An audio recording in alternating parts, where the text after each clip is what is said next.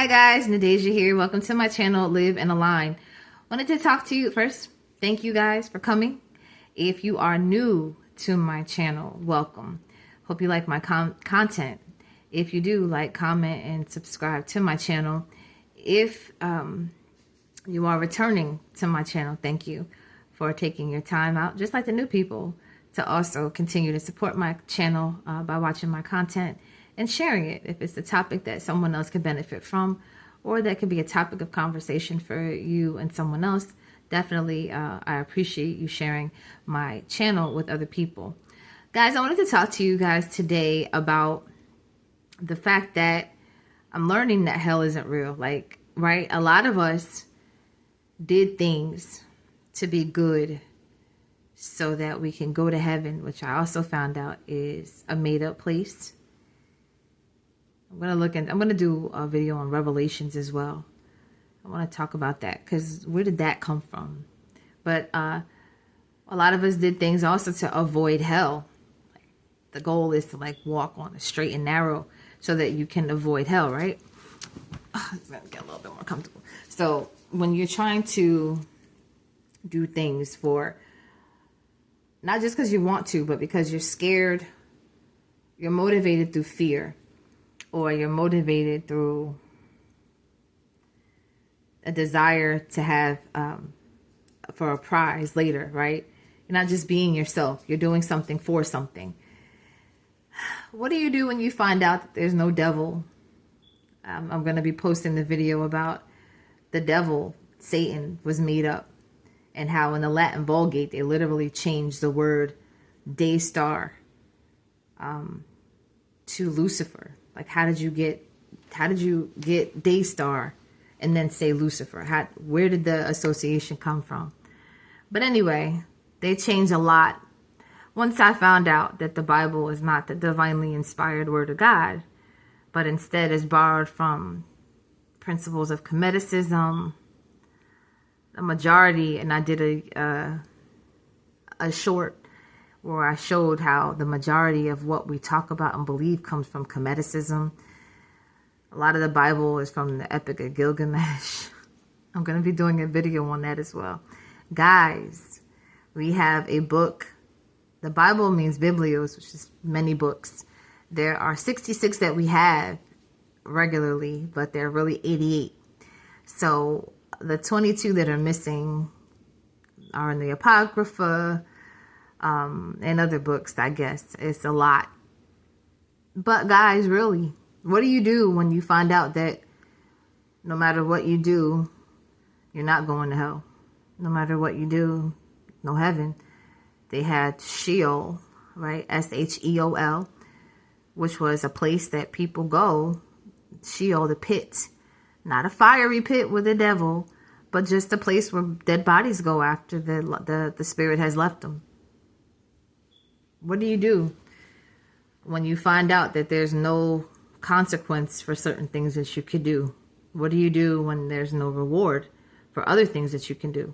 Now, there are the laws of the universe that govern us. There's the laws of electricity, the law of gravity, the law of attraction, the law of oneness. I'm going to do a video on the laws of the universe as well. Those are literally what govern us regardless of if we're good or bad. Anybody, it could be a nun, a saint that touches a live wire and they will be out of here. It could be an evil person that jumps off of a house or a good person. You're going to be impacted by the law of gravity, will pull you down. It doesn't matter. So these are laws that govern the universe, regardless of your religion, regardless of if you're rich or poor, regardless, they govern the universe. So why aren't we, my thing is the question I just asked, what do you do when you find out that pretty much you can do whatever you want? What governs your morality? What is now defined as moral? What's morals now? What compass or barometer do you have to gauge morality on? Even the 42 principles of Ma'at, it said, the first one says, I have not sinned. I'm going to do research on that. What would entail sin? I have not sinned. What was their definition of sin? I'm going to look that up and do a video on that. Do you guys understand that when you start to look and dig, the more questions you have? And I've already been an advocate of ask why until your mouth falls off your face. Ask why until you understand. And then usually when you get one question or two questions answered, you have about 15 or 20 more that start to come up in your mind, right? So my thing is, number one, what keeps you on a moral compass once you find out that there's no heaven and no hell? Will people still be motivated to help the poor and to be good? Or what is good? I know people that, okay, this is what had me mad before I learned all this stuff. I knew people who used to sell drugs, heavy, made a lot of money selling drugs. They just seemed to prosper, right? I knew people that were whores. Whatever was moving, if it gave them the time of day and they could have it that way, they wanted it. And they did. Knew people who gamble, smoke, drink, tear up their body, and they just seem to keep prospering. I asked a brother in the Hebrew culture at the time, I was like, why does it seem like people who are walking right and doing the law, statutes, and commandments are not really blessed? Because he said, he gave me a scripture in Psalm, he said, because sentence against an evil work is not executed speedily, basically doesn't mean that that person's not going to ever get punished. I said, so is that what we're waiting for? Like all these crooked people that sit pretty and make money for their family off of illegal activity, however they choose to do it, whoever they step on, they're making, literally setting up legacy for their family. And their family's still in place right now. What is it that's going on where when you're good, you don't get nowhere? That's what it seems like to me. Follow the law, statutes, and commandments. Keep the Sabbath, keep the dietary law. Do this, do that. Don't do this, don't do that. Jump through 1,000 different hoops. But you still got a lot going on that you don't understand. And you pray and stuff stays the same. And now you realize that it's literally the laws of the universe that govern everything, not your obedience to a book written by men. Not your obedience to a book written by men that was designed to control you like a puppet. So that if you, like Baruch Spinoza, call out the Bible for what you see and the things that you see that are wrong or contradictory or just don't make sense that people added, he got completely cast out of his society. His family turned his back on him. I did a video on that. Baruch Spinoza.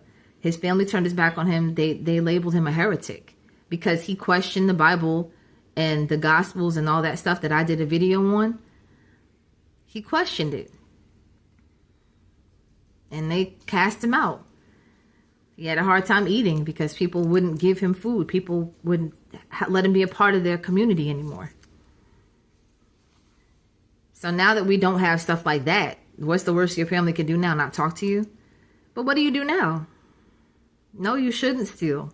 I don't think you should steal. I don't think you should kill. I don't think that you should be lying. I don't think you should do any of those things. But that's my thought. Some people don't have a problem with lying or being deceptive. They don't see anything wrong with it. I needed to say something right then and there to get me off from that ticket, from the officer writing me a ticket. I needed to lie and say I was trying to get home, that something was going on at home. I had to hurry up and get home.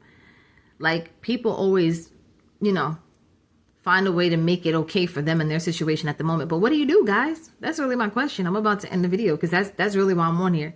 What do you do when you find out that there's no hell, no devil, no heaven? So what governs your life now? What makes you want to walk right? What makes you want to not kill somebody? What keeps husband and wives faithful? What keeps people in relationships from being with other people now? What governs your life now? How do you move forward knowing that all that you learned was a lie and now you kind of have to design your own framework for your life? Yeah. But all right, guys, let me know in the comments. Let me know. What do you do now? How would you function now? I'm still learning. I'm still keeping the Sabbath and the dietary law. Because to me, it just makes sense to not eat stuff out the ocean without fins and scales. I've seen some of those things. I'm like, ew. I wouldn't even before I came into the knowledge of that, I didn't like or want to eat a calamari, escargot, all that. Ew. No. That just was my thing that I didn't like. It wasn't based off of laws or rules. But then when I found out that we shouldn't, I was like, oh, okay, that's easy, no problem. I never liked crab and all that. I never even had crab. My mom made imitation crab, but all that stuff was easy for me. And now I just kept doing what I've been doing. It's been like 30-something years. But guys, what do you do? All right, the video's long enough. That's my thing. I just want to know, what do you guys think about that? No heaven, no hell. You just live this life to the fullest and enjoy it. Do what you want. What makes you say yes or no to certain things? Other than just the fact that it like smoking or drinking or whatever would damage you and whatever else. I don't know. I'm curious to know your thoughts. I'm looking forward to hearing them. Please like, comment, and subscribe, and share your thoughts about that and any things that you can have that help me on Revelations, any information that you have. I definitely will look into it. I looked up the Gospel of Q based off of a young lady, a subscriber. Thank you. I looked up Kenneth Wheeler based off of I don't think he subscribed, but he definitely gave some good information. Thank you. Whatever you guys tell me about, I'm going to look into it, and I'll do a video about it and share it with the people, because people are hungry for truth.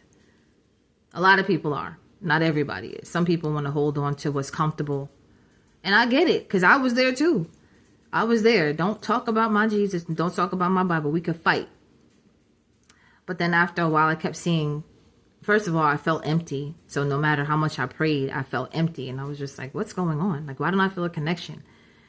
But I always prayed for truth. I said, I want truth. I always want truth. I only want truth. I always and only wanted truth. So if it's a lie, I don't want it in my life. I want to know it's a lie. Then I want to get away from it, because I don't want deception and all that in my life. I don't want it. I just don't. But guys, thank you for your time. And I appreciate you. Like, comment, and subscribe. Have a good one.